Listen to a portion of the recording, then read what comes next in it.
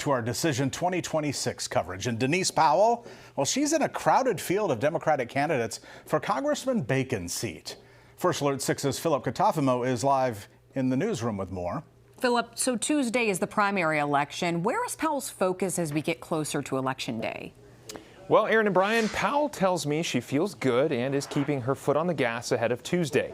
While she has never held political office, Powell believes being a non-traditional candidate gives her the edge in this race. Denise Powell says affordability is one topic at the forefront of voters' minds. The price of gas is through the roof, groceries, healthcare, childcare, housing. People just don't know how they're going to make ends meet anymore, and they don't see any help coming from D.C., and they are clearly ready for some new leadership. Powell entered a crowded field of Democrats about a year ago. She co-founded Women Who Run Nebraska and has worked on other campaigns but never held a position in political office.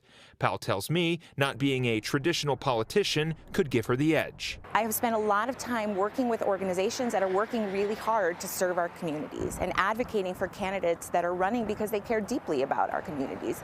So I understand the issues. I know who the people are who are on the ground doing the work and getting it done. I have the relationships. I have the work ethic.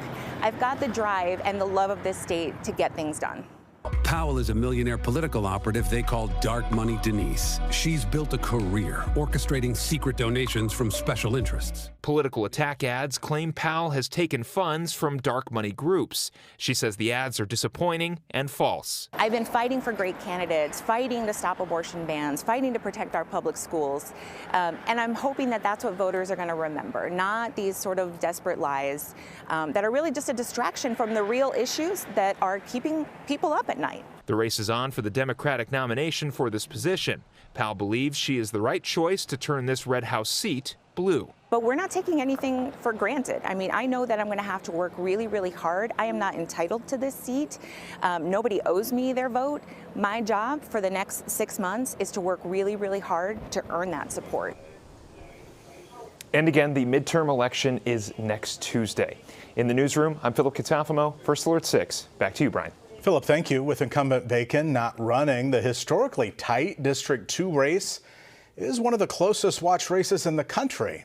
So when Nebraska Democrats vote in the primary next week, they will see 7 different options on the ballot for the District 2 race. We have them here on this graphic. Winner advances to the November primary.